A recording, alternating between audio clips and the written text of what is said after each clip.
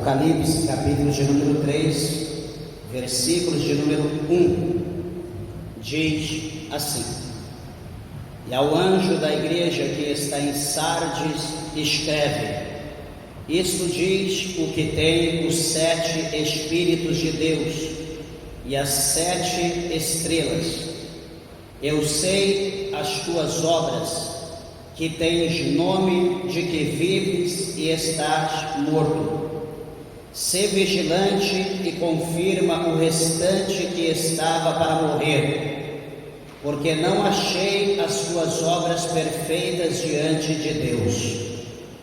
Lembra-te, pois, do que tens recebido e ouvido, e guarda-o, e arrepende-te.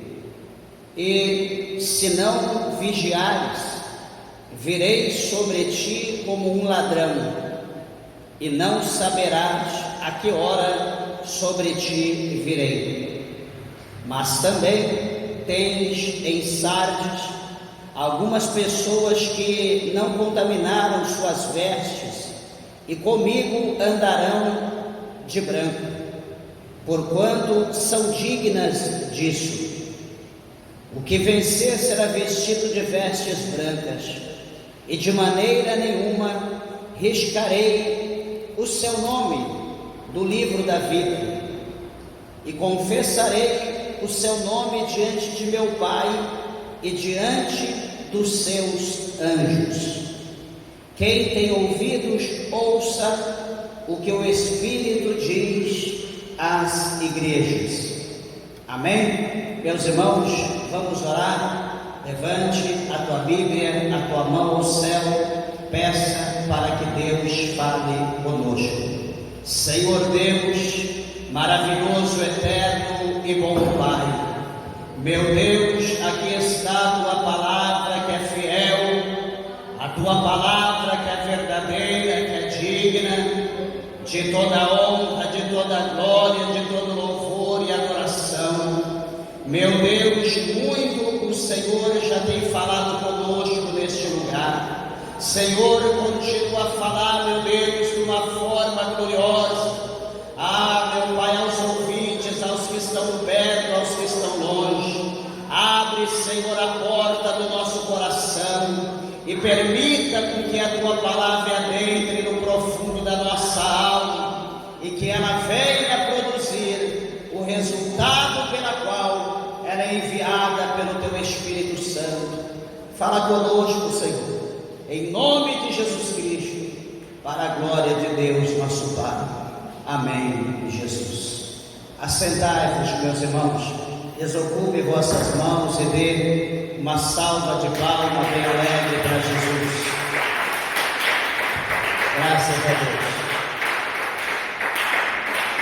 Meus irmãos, graças a Deus, por essa palavra gloriosa, que o Senhor Ele concede a nós nessa noite. Hoje nós vamos falar alguma coisa acerca da igreja de Sardes, que ela é a quinta igreja da Ásia Menor, e o nome Sardes, no final, na verdade, no grego, ela é escrita com I no final, Sardes, não Sardes, e significa vermelhos, no plural, e na verdade Sardes, ela era uma cidade que era conhecida como muito luxuosa, na Ásia Menor, e também ela era a capital, de uma cidade chamada Lídia, onde se fala muito dela em Atos dos Apóstolos, ali nas viagens do apóstolo São Paulo. E é interessante a gente lembrar, que atentar para a situação, quando se diz que era uma cidade luxuosa, vem na nossa mente, hoje, nos dias que nós vivemos, as principais capitais, do mundo, por exemplo, São Paulo, por exemplo, Nova York, por exemplo, ali no Japão, Tóquio, entre outras cidades, grandes luxuosas, cidades principais do poder, né, do dinheiro. E Sardes, essa cidade, ela era conhecida pela a sua riqueza e pela sua ostentação. Era uma cidade rica que ostentava muito. E apesar do esplendor, né, a igreja de Sardes, ela foi aqui, né, nesses versículos que nós lemos, repreendida pelo Senhor Jesus. Porque na verdade muitas pessoas podem pensar que onde há luxúria, onde há riqueza, onde há ostentação, não há falta de nada. Alguns chegam a pensar que a riqueza, na verdade, é um símbolo da presença de Deus naquele lugar. E, meus irmãos, nem sempre é dessa maneira, nem sempre é assim. A Bíblia é clara em mostrar para nós, presta bem atenção, que o próprio Cristo, ele diz que ele veio para os doentes, não para os sãos. E ele também complementa dizendo que ele veio para os pobres e não para os ricos. O próprio Cristo, ele chegou a dizer para nós, contando ali a parábola daquele mancebo, né, daquele jovem rico. O próprio Cristo, ele relatou para nós dizendo que é mais fácil passar um camelo pelo fundo da agulha do que um rico herdar o reino dos céus. Agora alguém pode pensar, pastor, então eu tenho que ser um miserável, um pobre? Não, meus irmãos, não assim. Não é isso que a Bíblia nos ensina. A Bíblia ensina para nós, nos mostra que Deus, ele tem prazer na prosperidade do justo. E quando a Bíblia diz para nós prosperidade, alguém ansioso pode pensar que a palavra prosperidade significa riqueza, luxúria.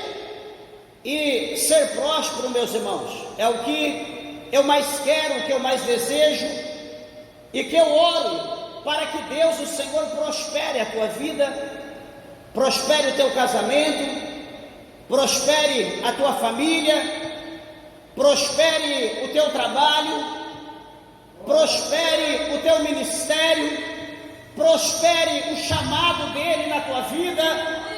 Tudo isso nós queremos. A riqueza não traz isso.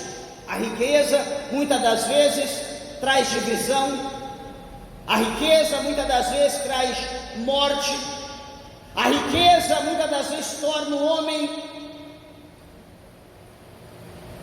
vamos dizer, como por exemplo aconteceu com Nabucodonosor, torna o homem soberbo, altivo, por causa da sua riqueza. A riqueza traz o poder, a riqueza deixa o homem poderoso, e o poder faz com que o homem, ele se esqueça de Deus. O poder faz com que o homem se esqueça da palavra de Deus.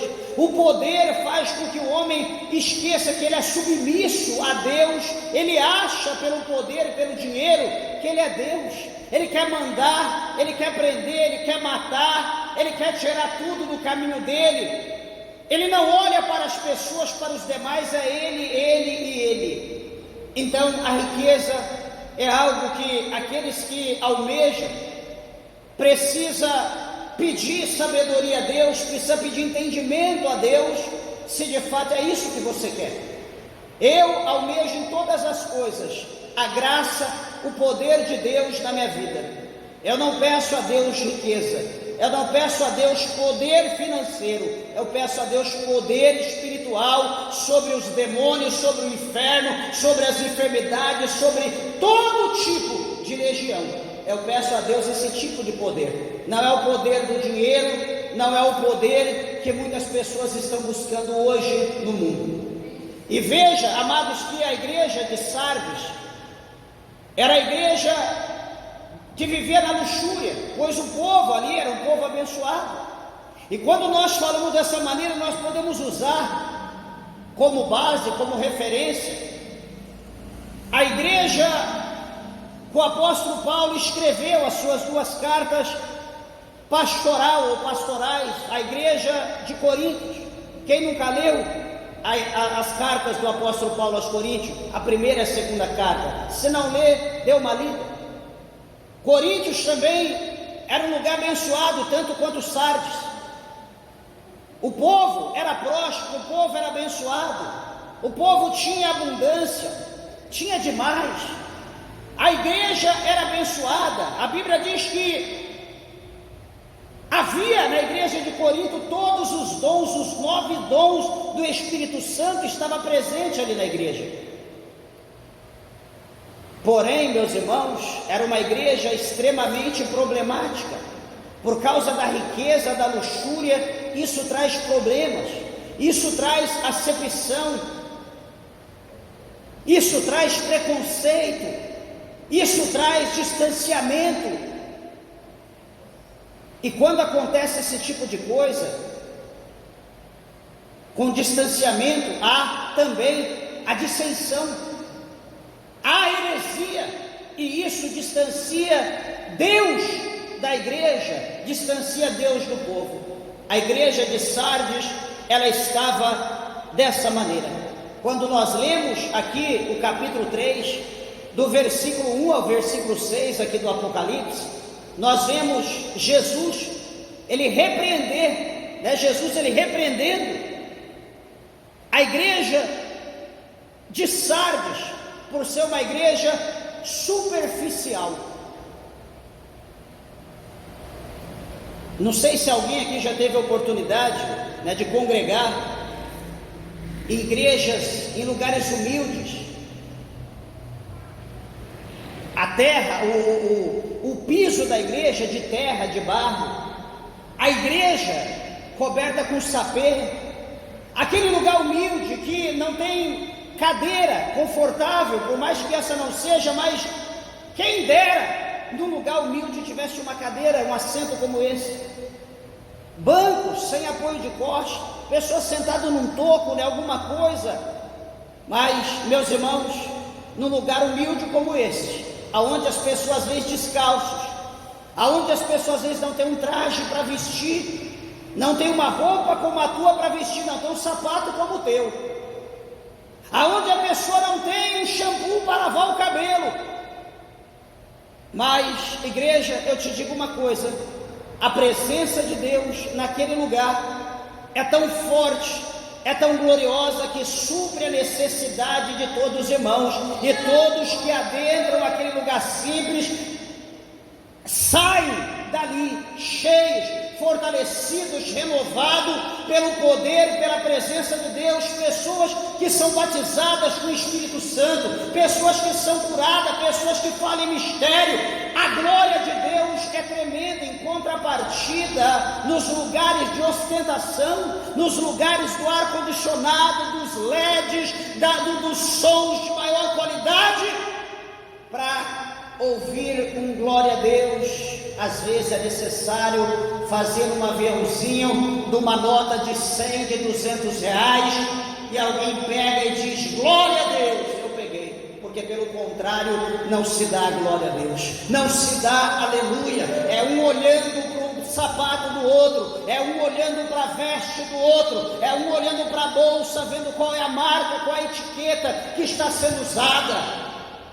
Esquecem de olhar para a essência, esquecem de olhar para o Espírito Santo de Deus, esquecem de olhar, como diz o capítulo 12 de Hebreus, que nós devemos olhar unicamente para Jesus Cristo de Nazaré, que é o autor e o consumador da nossa fé. Uma dica, meus irmãos, quando adentrarem na casa de Deus, feche os teus olhos, ligue o teu pensamento ao céu, esteja como Eclesiastes nos afirma, por intermédio de Salomão, dizendo que nós temos que estar mais atentos a ouvir o que Deus fala conosco do que a falarmos, para nós guardarmos o nosso pé quando nós entrarmos na casa de Deus.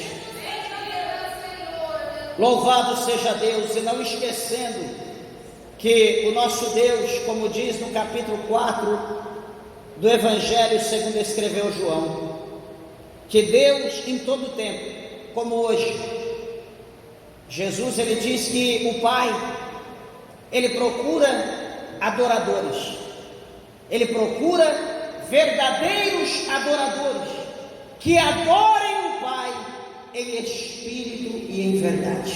Será que aqui tem algum adorador, meus irmãos?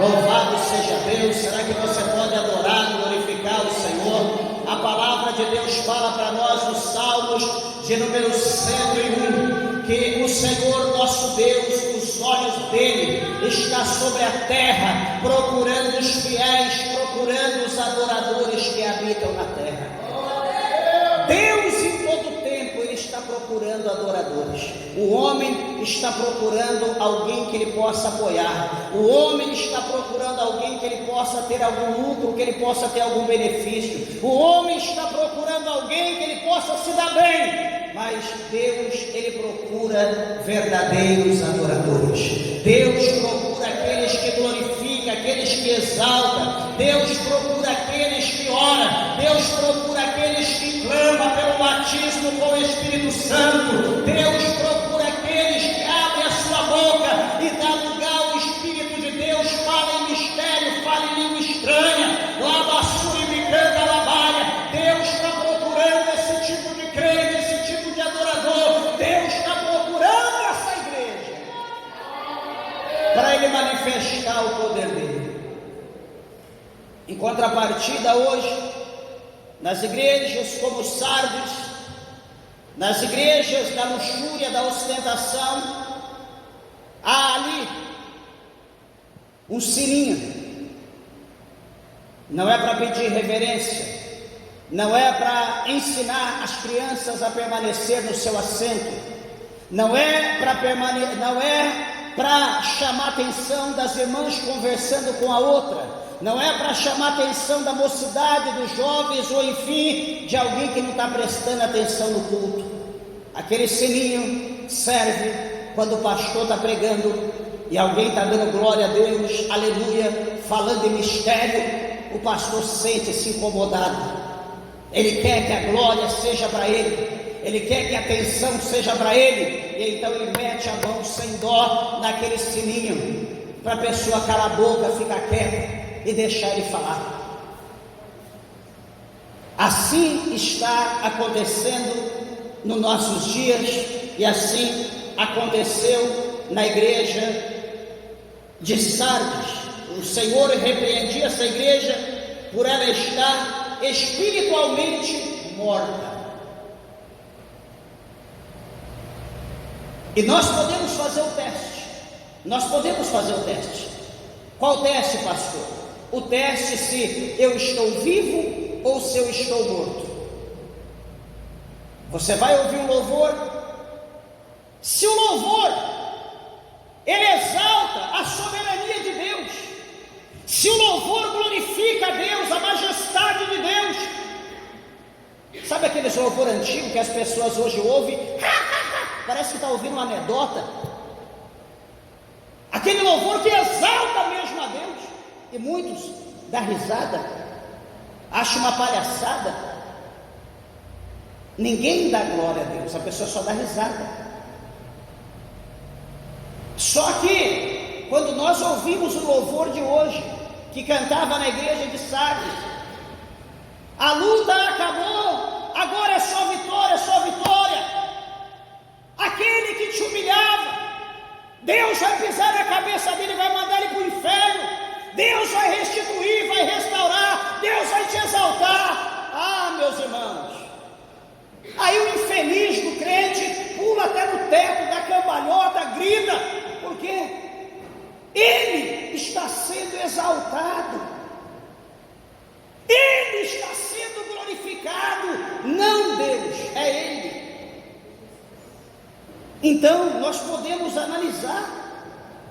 Quando a palavra é pregada, que está sendo ensinado, nós também podemos nos enquadrar.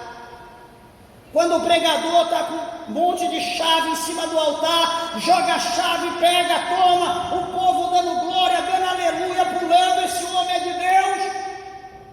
Você analisa, quando está sendo pregado a palavra, que a palavra está me exortando, que a palavra está me corrigindo, que a palavra está me colocando no caminho que eu devo andar, que a palavra está me aprumando, me centralizando no querer de Deus, que a palavra está me acusando dos meus pecados e das minhas falhas. É neste momento que eu tenho que reconhecer que eu sou falho, que eu sou pecador. É nesse momento que eu tenho que ver o amor de Deus pela minha vida, porque o Senhor mostra para nós na palavra, lá no capítulo 11, quando Paulo fala aos coríntios, ensinando acerca da ceia, que quando nós somos corrigidos, quando nós somos advertidos, nós estamos sendo repreendidos pelo Senhor, para não sermos condenados com o mundo. Deixa eu dizer uma coisa, meus irmãos, é interessante, faz bem, é notório, que Deus, Ele nos corrige, Deus, Ele nos exorta.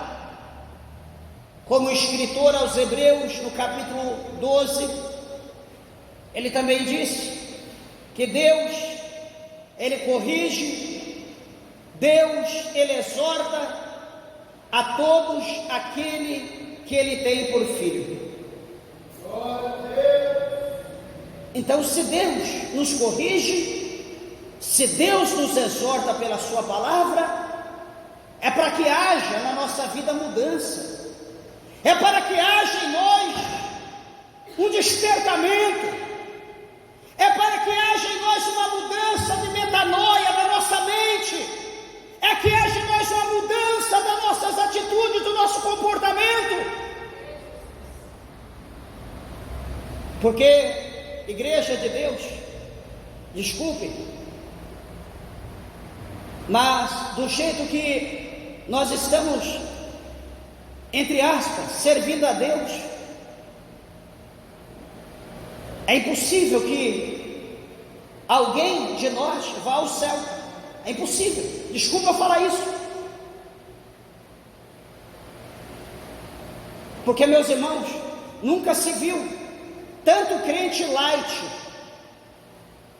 tanto crente dodói, tanto coitadinho, tanto bebezinho que já está barbado, já está de muleta na mão, mas não consegue ouvir a palavra de Deus.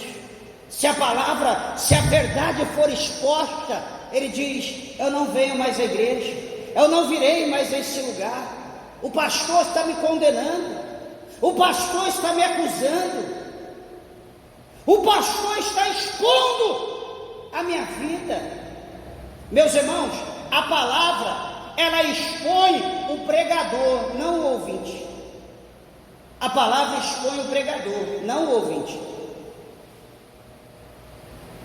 Quando, repito de novo, deixa eu falar aqui, que está escrito, para não ficar que eu disse,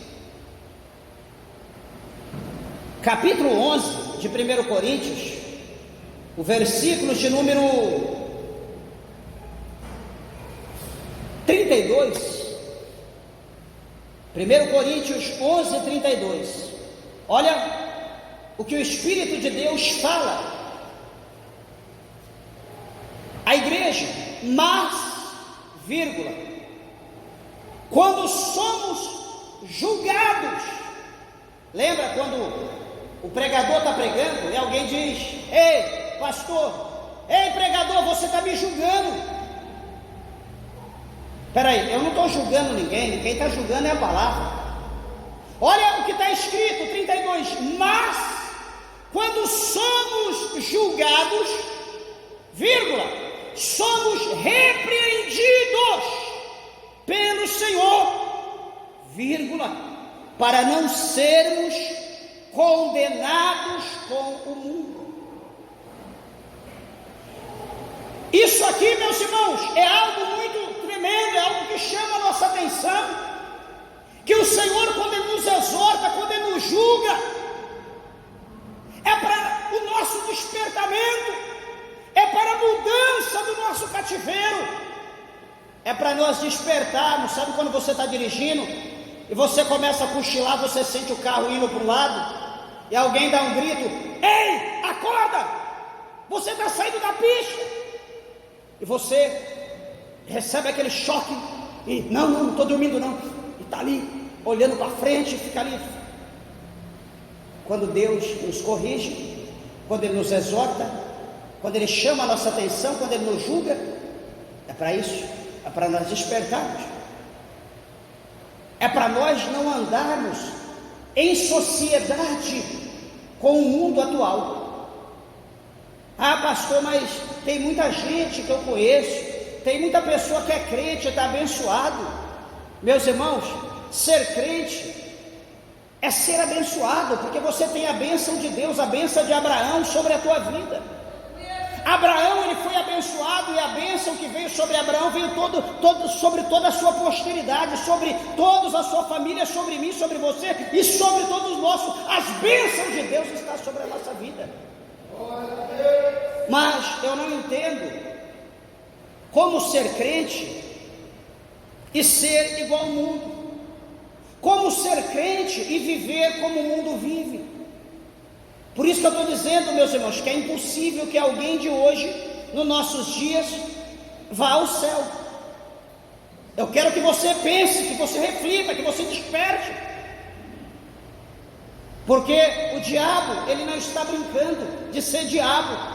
Deus não brinca de ser Deus. Deus não brinca, em hipótese alguma.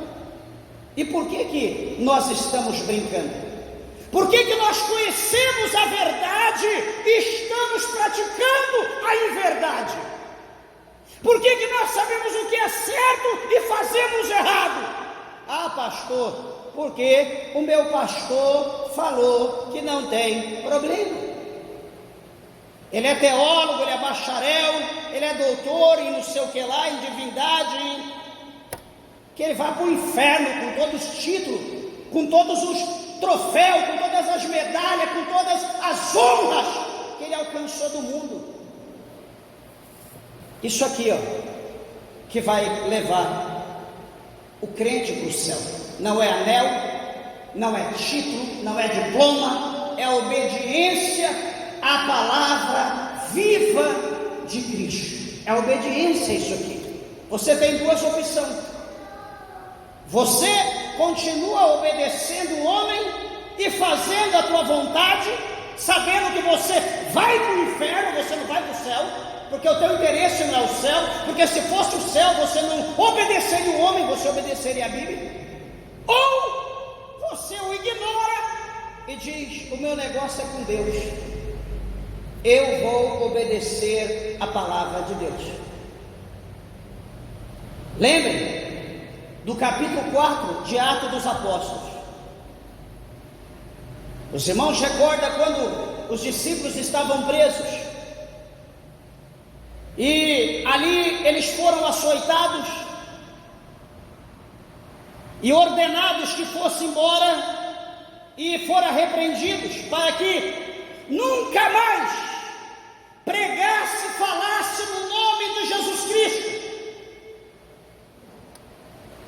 Essa foi a ordem dos homens aos discípulos: não falem mais, não preguem mais, esqueça Jesus.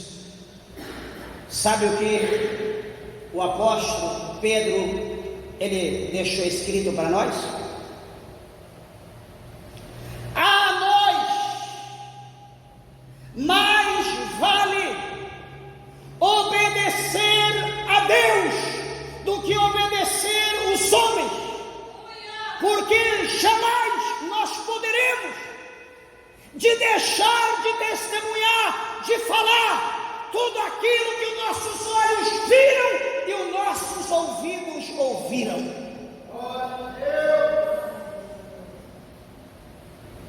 Será que nós poderíamos dizer isso? Jamais, é impossível. Não dizemos mesmo, nem por dinheiro. Nós estamos sendo calados, nós estamos sendo acuados por um inimigo maior, chamado espírito da mentira, que está atuando dentro da igreja de Deus. E veja, queridos e amados irmãos, que a questão de Sardes, a situação que ela vivia, serve a nós, serve a mim, a você, como um lembrete que a aparência externa, ela nem sempre reflete a espiritualidade que nós, às vezes, falamos que nós temos.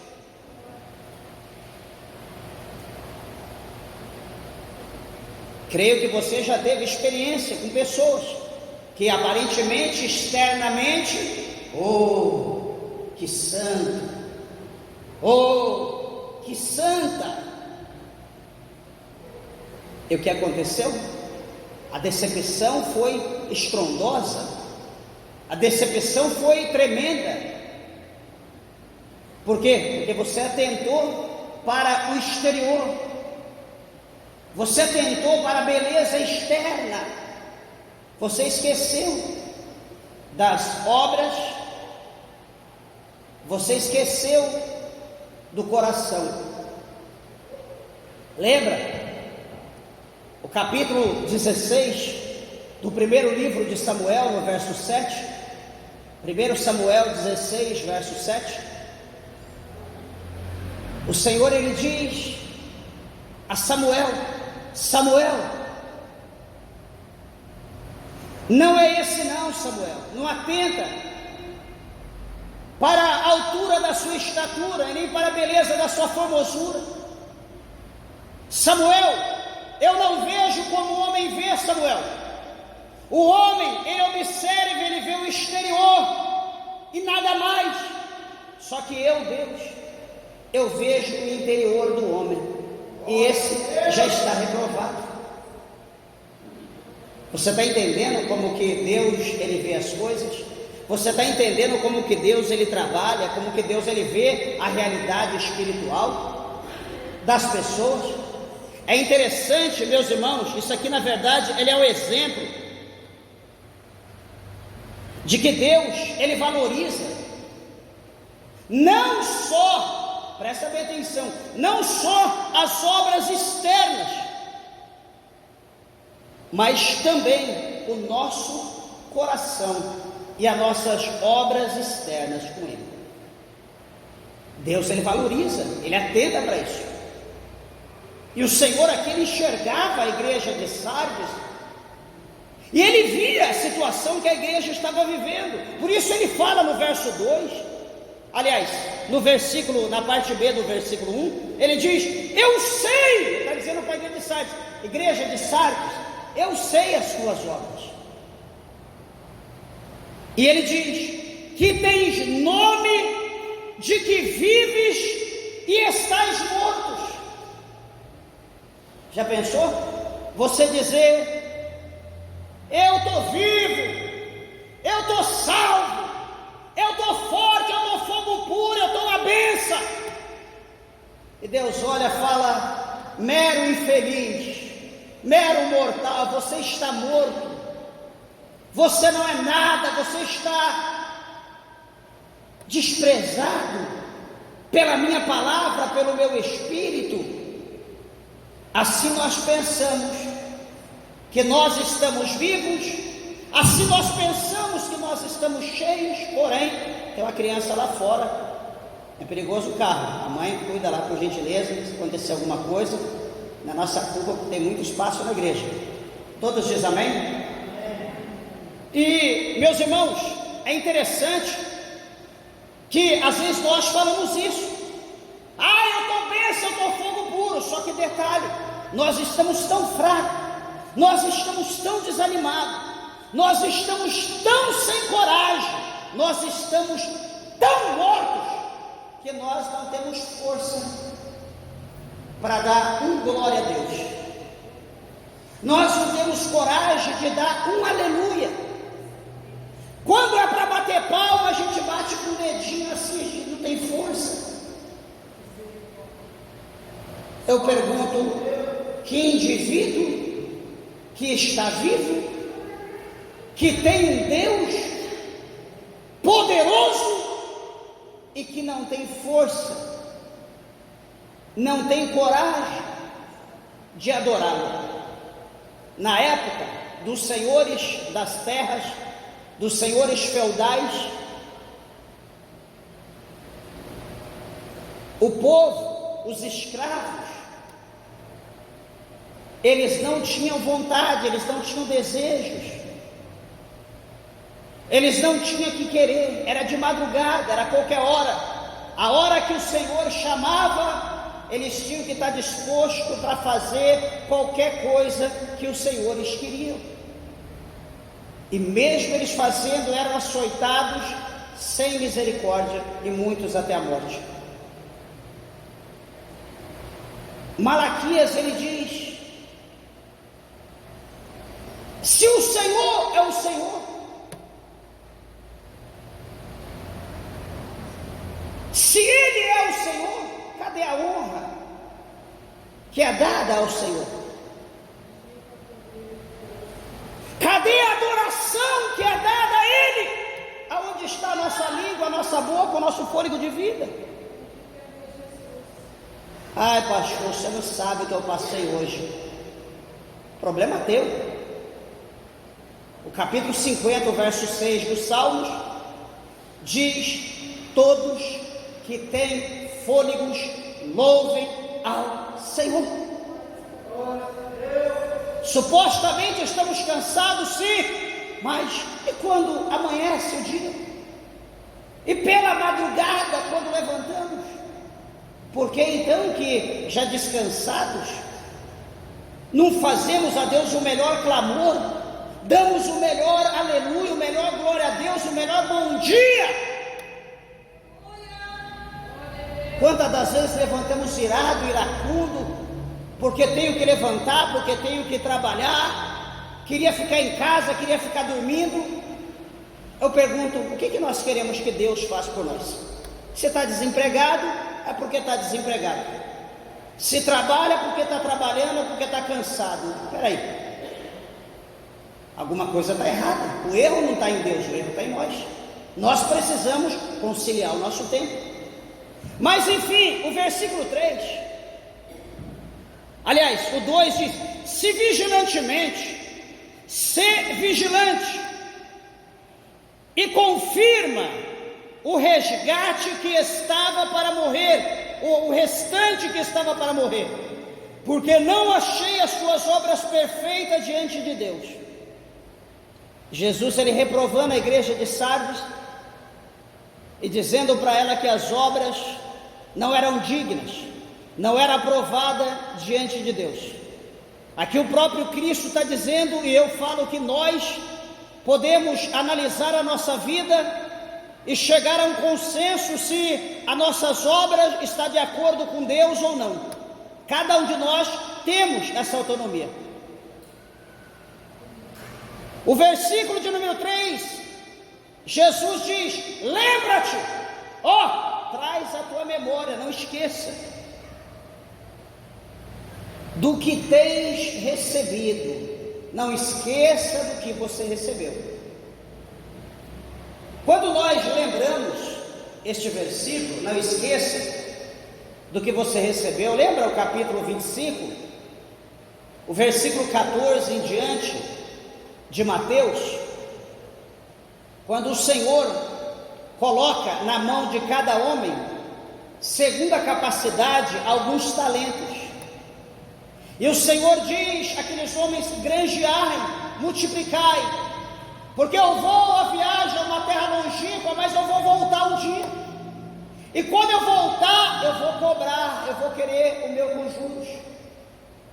O que ele está dizendo aqui? Lembra-te, pois, do que recebeste, lembra-te do que você tem recebido. E o que acontece? O Senhor voltou, e o Senhor chama o primeiro diz: Senhor, aqui o Senhor me deu, eu estou devolvendo com dobro. Bom servo, foste fiel no pouco, sobre o muito eu te colocarei, entra no gozo do teu Senhor. Chega o segundo que recebeu, segundo a sua capacidade, Mestre, está aqui, o Senhor me deu tanto, está aqui, eu consegui com o dobro. Está aqui diante do Senhor, toma o que é teu, dobrado.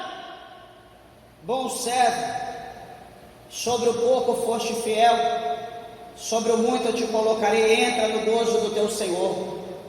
Lembra-te, pois, do que tens recebido. Chega o terceiro.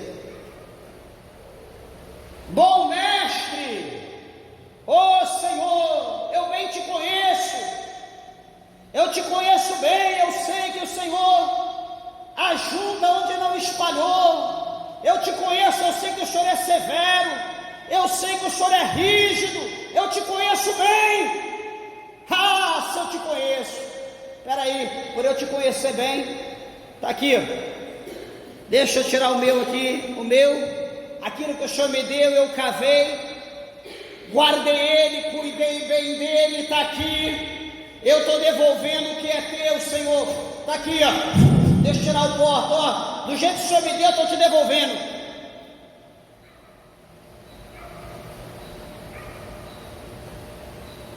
Mal e negligente servo, tu me conheces. Tu sabes que eu ajunto onde não espalhei.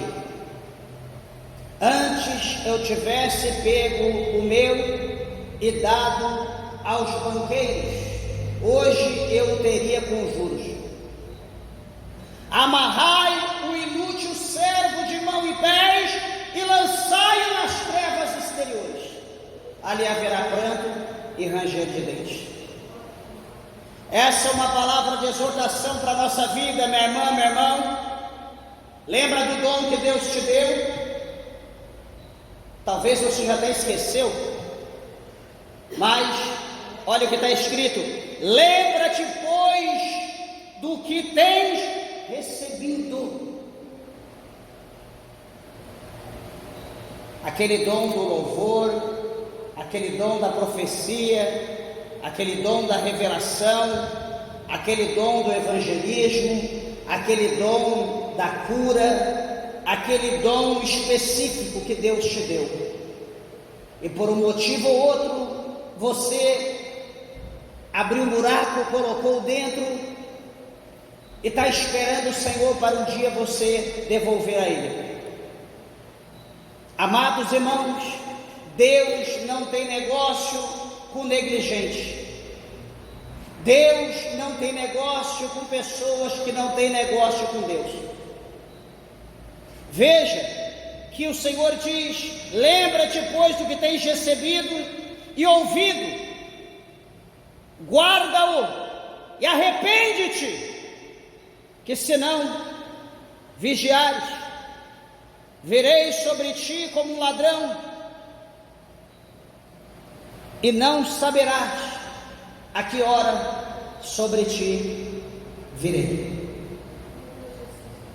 Isso aqui é interessante, que nós fazemos planos para 5, 10, 50 anos. E o futuro, ele não cabe a mim, não cabe a você, não cabe a nós. E aqui, meus irmãos, o Senhor está dizendo que se a gente não vigiar, se nós não estivermos atentos, o Senhor, Ele vai vir contra a nossa vida como um ladrão de noite. Presta atenção, no original, o ladrão, como aqui está dizendo nesse verso de número 3, no original grego,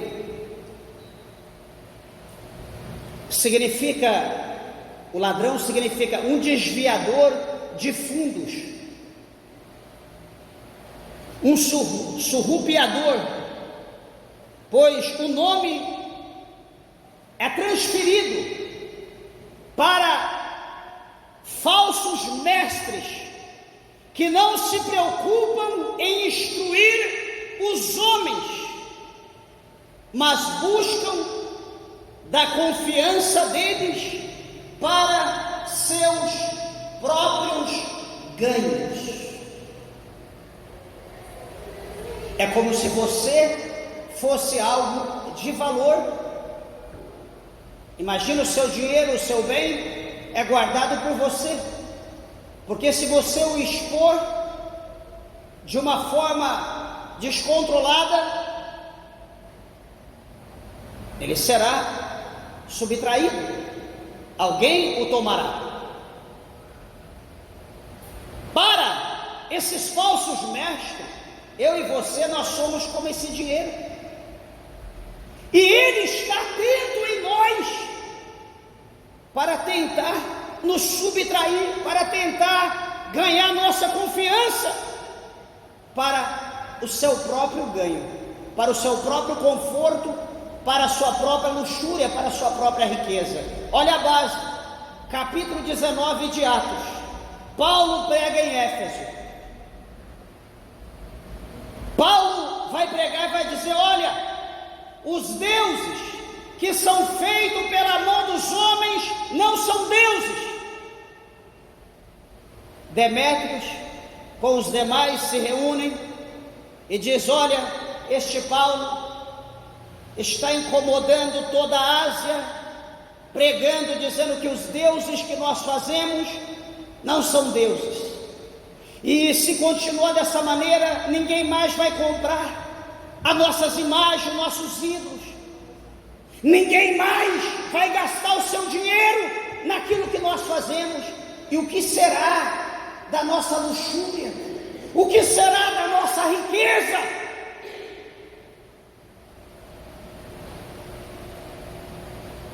A preocupação deles não era que as pessoas comprassem um nicho, um ídolo, e tivesse proteção e fosse abençoada. A preocupação deles era de olhar para o povo como um bando de tolo, um bando de jumento, desculpa a expressão, e colocar um jugo no pescoço do povo e dizer: agora vai, agora leva esse jugo para onde você for, nós queremos o que é teu e você recebe esse jugo e vai.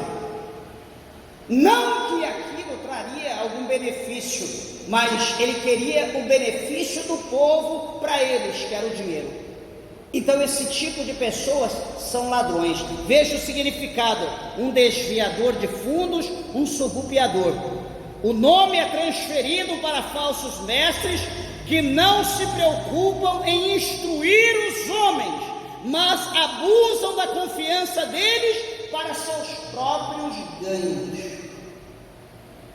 Por que hoje as igrejas não pregam mais a doutrina? Por que hoje as igrejas não dão disciplina? Quando o irmão vai jogar bola, quando o irmão vai beber cervejinha, quando o irmão anda sem camisa, de bermuda, coloca a televisão dentro de casa, por que não tem mais disciplina? Porque o pastor está contando com o dízimo, com a oferta dele. Então é mais fácil ter um desviado dentro da igreja, mas está mantendo o pastor, a luxúria dele, ou de quem está por detrás dele, do que ter um ou outro dentro da igreja que quer ir para o céu, que vai pagar o preço, andar na obediência. Hoje está desse jeito.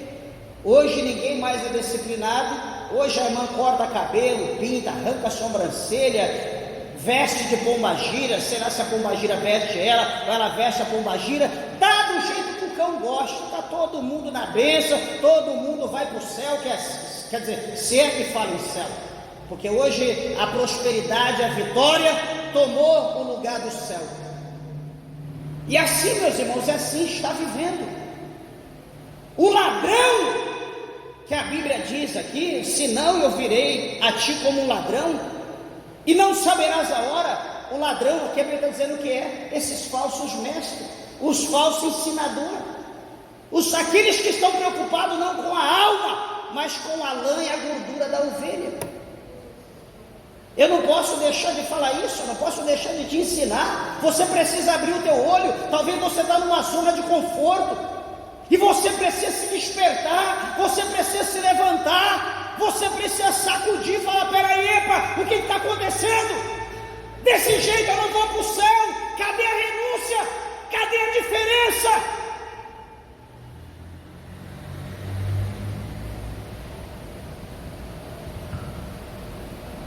É interessante que na Bíblia a questão da falsa doutrina e dos falsos mestres ela é recorrente,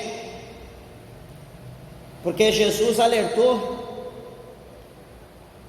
de uma forma geral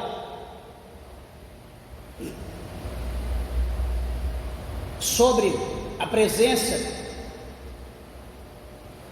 desses falsos mestres, desses enganadores. Pedro alertou sobre isso. Tenho aqui umas 11 bases para a gente passar, mas o horário não permitirá. Mas o Senhor Jesus, ele advertiu muito acerca disso. E interessante é que no capítulo 7, no verso 15 de Mateus, o Senhor Jesus, ele diz que eles viriam, eles adentrariam no nosso meio. Está em Mateus 7,15, quem não conhece? Está escrito o quê? Que eles viriam até nós, viriam em pele de lobos, porém vestidos de ovelha. É ruim falar isso, né? É doído falar isso, ainda mais quando a gente está vivendo com isso. O pior não é a gente ouvir isso, o pior é saber que isso é verdade e a gente está ali, no mesmo aprisco. Capítulo 7,15 de Mateus. Eles viriam até nós em pele de lobos, vestido de ovelha. Interessante é que em diversas passagens a Bíblia nos exorta a estar atentos, a discernir a verdade da mentira, porque a verdade, ela confronta com a mentira. A mentira, ela só prevalece enquanto a verdade não se manifesta. Só que se a verdade não for pregada, a mentira vai prevalecer.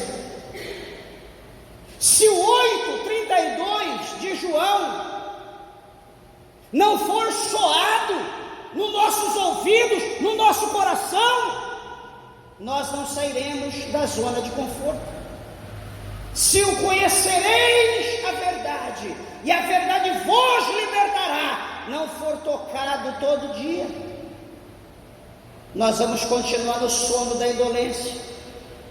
A verdade, ela vai estar cada dia mais longe de nós, e cada dia nós sendo apacentados, nós seremos confortados pela mentira, pelo engano. O próprio apóstolo Paulo, lá em Atos, ele diz, se não me falha, no capítulo 17, ele diz que quando ele estava indo embora, ele reúne todos os presbíteros, ele diz: olha, vai levantar do meio de vós, vai levantar lobo devoradores, eles vão subir no meio de vocês, eles vão sair do meio, lobos devoradores. E eu estou advertindo vocês para que vocês estejam atentos, porque eu não virei mais ter convosco. Eu preguei a vocês noite e dia, eu chorei, derramei lágrimas, mas eles vão se levantar, e eles não terão misericórdia, eles vão apacentar do rebanho, eles vão apacentar das pessoas. Então, meus irmãos, isso é para que nós, a Bíblia, o Senhor nos adverte para que nós não venhamos ser enganados por aqueles que buscam apenas interesses egoístas, só apenas interesse egoísta.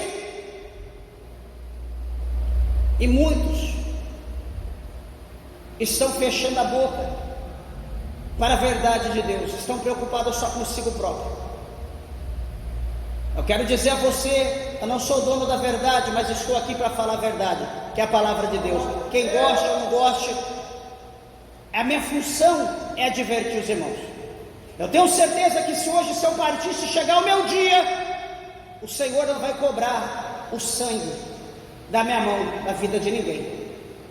Eu tenho certeza, eu vou repousar em paz, pois eu tenho certeza que eu não deixei de falar e de cobrar a verdade dos irmãos.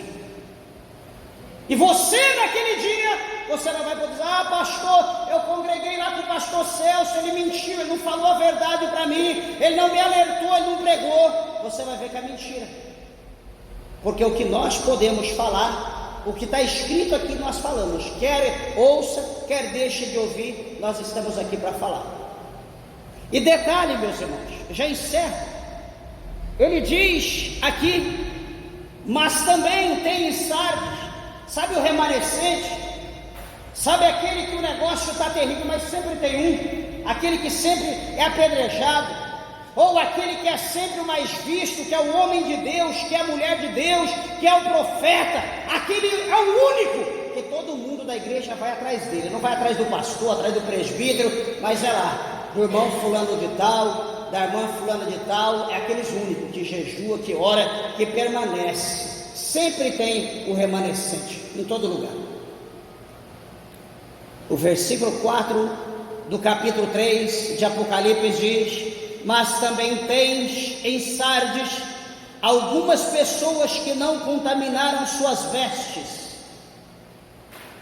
Com tudo o que a igreja de Sardes proporcionava, tudo o que a cidade proporcionava da luxúria, tinha alguns que não se contaminaram, que permaneceram na santa doutrina, que permaneceram em oposição à mentira, a tudo aquilo que o diabo estava ensinando.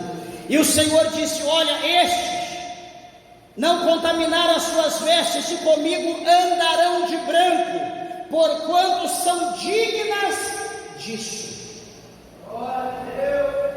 Andar com Deus não é para quem quer, é para quem Deus escolhe, ou para quem renuncia qualquer coisa e diz: eu vou renunciar tudo porque eu quero andar com Deus. Exemplo, Enoque renunciou tudo para andar com Deus, e a Bíblia diz que Deus o amou de uma maneira tão grande que Deus o tomou para si.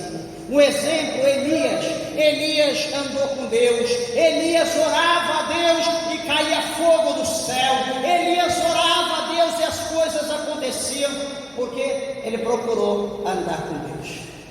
E então a Bíblia diz que estes são dignos de andar com ele e também se vestirem de brancos, porque eles honram ao Senhor.